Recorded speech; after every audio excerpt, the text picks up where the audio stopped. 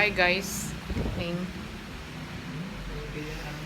Tonight, ang ano namin, ang dinner namin is from Subway.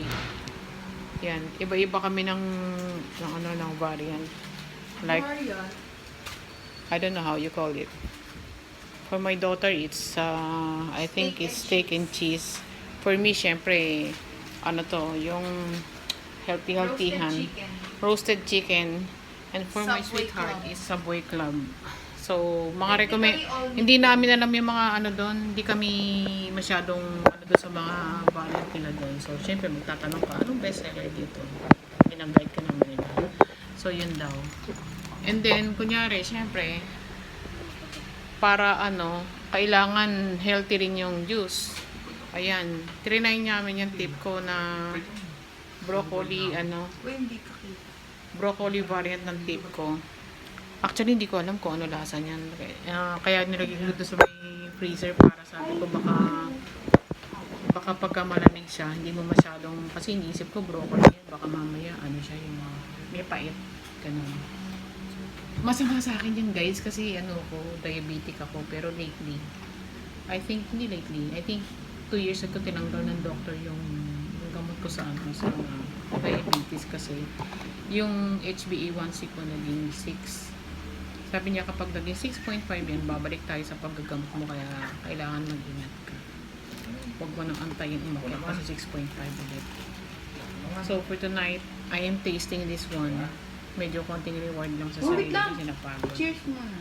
Taste test. We're gonna do some cheers. Like this. So cheers. Alright. Record-recordan to guys kasi ito-try ko yung TikTok. Gusto ko magkapera. Charot. Let's taste ko anong lasa. Nilagyan ko ng yelo. Sarap. Isi-share ko sa inyo kung anong lasa itong tip ko. O hindi to advertisement. Wala akong napapala dito. First time lang. Masarap. Tingnan natin. O sa background sabi masarap daw.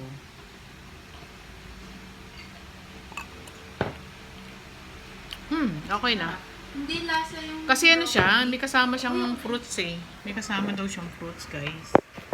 Broccoli and mixed fruit juice. Ayan, oops. Tanggalin ko lang itong biscuit para meron kayong, oops. Dito natin nilagay yan guys. Alam nyo guys, naghirap kami guys, kaya kung mapapansin nyo guys, 3 telepono nakapatong dito. Kaya kami yung anak ko nagre-record din. Ayan o.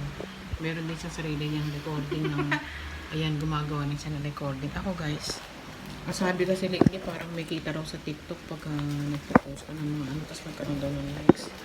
Guys, support nyo naman ako guys, tapos isusupport ko rin kayo guys. Panoorin nyo ang video ko, tapos papanoorin ko rin ang video nyo guys. Ito, kumalaman ko sa ako papatong guys eh. Okay. Puro ko naman guys.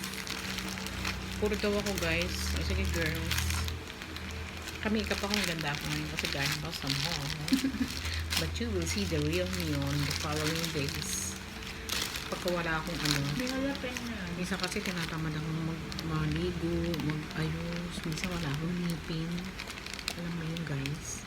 Tanda mo ng ngipin minsan. Pero okay lang yung reality of life yun. I'm sure nakaka-relate kayo sa akin. Lalo pang init-init, diba? Ito guys, oh. Kain tayo guys sa inyo to. Yung first bite sa inyo. Tikman nyo. Sarap. Ang anghang. Baby, pero ang anghang. May halapin nyo. Oh my God. Pinadagdagan natin. May jalapeno guys. Ang anghang. Alam nyo guys, sa totoo lang, hindi ako may sa sandwich. Kaya lang tinatamad ako. Pagdating ng bahay, parang ayoko nang maggagalaw. Ayoko nang, hindi na ako nag-base. So pagdating namin ng bahay, niyaga ako doon. Parang nasa ako. Pero guys, so alisin ko yung jalapeno, hindi ko type. Alisin ko muna. Jalapeno is sili, no? Sili na, Sabi mo kay daddy. tapos, Kasi baka buhin ka. kato ko muna ito. Ang gusto ko talaga guys na ulam, yung mga gulay lang, saka prito lang na nangyari. Isda na pinilito. Siyempre, bawal din yung pinilito, pero konting mantika lang. Konting mantika lang. Basta gulay lang, prito, and then rice. Yun ang the best sa akin. Yung mga ganito, mahal pa eh. Pero Ngayon lang naman to eh. Pagbigyan nyo na ang lola niya. Dito lang. Masarap naman siya. Parang di talaga ako bread version. Magkano to? Hindi Masarap. din pala. Ano kami? Tiso ba? Sarap naman siya. Kala ko lasang gulay.